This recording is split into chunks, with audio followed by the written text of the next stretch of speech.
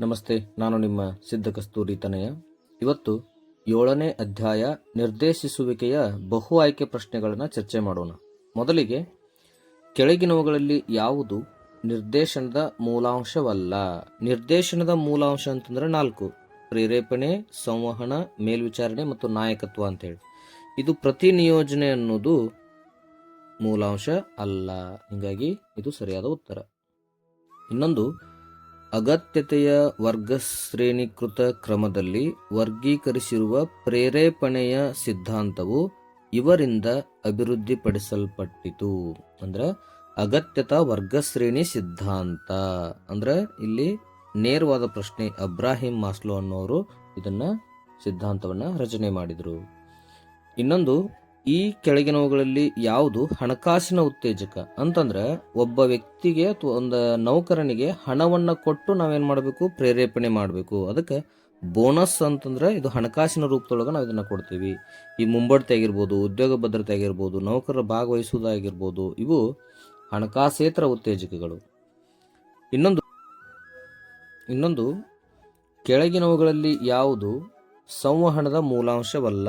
ಸಂವಹನದ ಮೂಲಾಂಶ ಅಂತಂದಾಗ ಸಂಕೇತಿಸುವಿಕೆ, ವಿಸಂಕೇತಿಸುವಿಕೆ, ರವಾನೆದಾರ, ಸ್ವೀಕರ್ತ, ಮಾಧ್ಯಮ, ಪ್ರತಿಕ್ರಿಯೆ, ಶಬ್ದ, ಸೊ ಈ ರೀತಿ ಅಂಶಗಳು ಬರ್ತಾವೆ. ಅಪನಂಬಿಕೆ ಅನ್ನೋದು ಸಂವಹನದ ಅಡಚಣೆ ಆಗ್ತೈತಿ. ಹಿಂಗಾಗಿ ಇದು ಮೂಲಾಂಶವಲ್ಲ ಅಂತ ಹೇಳ್ಬೋದು.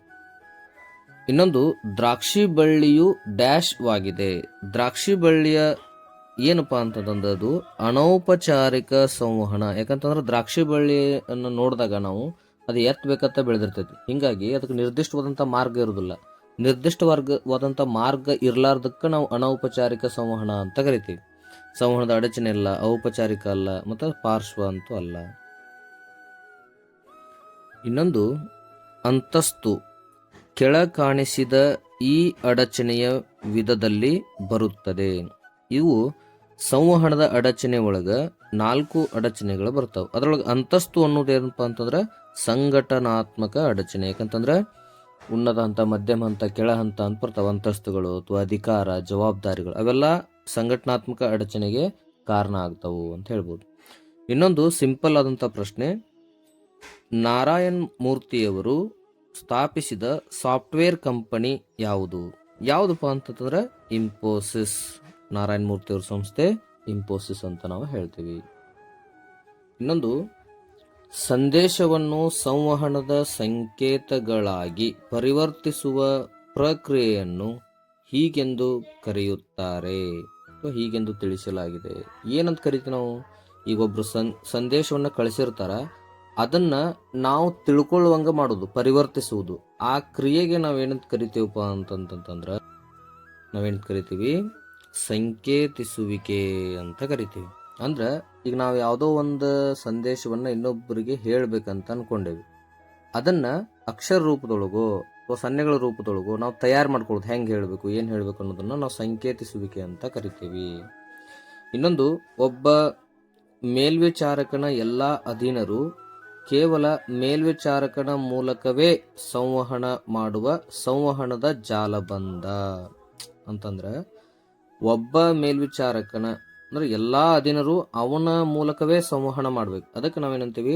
ಚಕ್ರ ಅಂತ ಕರಿತೀವಿ. ಅಂದ್ರೆ ಮಧ್ಯದೊಳಗ ಮೇಲ್ವಿಚಾರಕ ಇರ್ತಾನ, ಅವನ ಸುತ್ತಲೂ ಕೂಡ ಅಧೀನರು ಇರ್ತಾರ, ಅಂದ್ರೆ ಕಾರ್ಮಿಕರು ಇರ್ತಾರ ಅಥವಾ ಯಾವುದೋ ಅಧಿಕಾರಿಗಳಿರ್ಬೋದು. ಅವರೆಲ್ಲರೂ ಕೂಡ ಅವನ ಮೂಲಕವೇ ಕೆಲಸವನ್ನ ಮಾಡ್ತಾರ, ಸಂವಹನವನ್ನ ಮಾಡ್ತಾರ. ಇನ್ನೊಂದು, ಕಂಪನಿಯಲ್ಲಿ 2 ವರ್ಷಗಳನ್ನು ಯಶಸ್ವಿಯಾಗಿ ಪೂರೈಸಿದ ಮೇಲೆ ಕೈಲಾಸ್ಗೆ ಕಾಯಂ ಉದ್ಯೋಗಿಯಾಗಿ ತನ್ನ ಕೆಲಸವನ್ನು ದೃಢೀಕರಿಸುವ ಪತ್ರವೊಂದು ಬಂದಿತು. ಮಾಸ್ಲೋ ಅಗತ್ಯ ಕ್ರಮಾನುಗತ ಸಿದ್ಧಾಂತದ ಪ್ರಕಾರ ಕೈಲಾಸನ ಯಾವ ಅಗತ್ಯ ಪೂರೈಸಿದೆ ಎಂದು ಗುರುತಿಸಿ. ಯಾವತ್ತೂ ಕೂಡ 5 ಹಂತಗಳು ಬರ್ತಾವೆ. ಒಂದನೇದ್ದು ಮೂಲ ದೈಹಿಕ ಅಗತ್ಯತೆಗಳು, ಅಂದ್ರೆ ನಿದ್ರೆ, ಹಸಿವು, ಈ ರೀತಿ ಇದ್ದು. ಆಮೇಲೆ ಭದ್ರತೆಯ ಅಗತ್ಯತೆಗಳು ಬರ್ತಾವೆ. ಅದನ್ನು ನಾವೇನಂತೀವಿ? ಈ ಕೈಲಾಸನಿಗೆ ಸಿಕ್ಕಿದ್ದು ಭದ್ರತೆ, ಅಂದ್ರೆ ಅವನ ಉದ್ಯೋಗ ಕಾಯಂ ಮಾಡ್ಕೊಂಡಾರ, ಭದ್ರತೆ ಆಯಿತು ಅವನಿಗೆ ಉದ್ಯೋಗದ ವಿಷಯವಾಗಿ ಅಂತ ಅದರ ಅರ್ಥ. ಆಮೇಲೆ ಪ್ರತಿಷ್ಠೆ, ಆಮೇಲೆ ಸ್ವಯಂ ಸಾಧನೆ. ಸೊ ಹಿಂಗಾಗಿ ಧನ್ಯವಾದಗಳು. ಹರೇ ಕೃಷ್ಣ.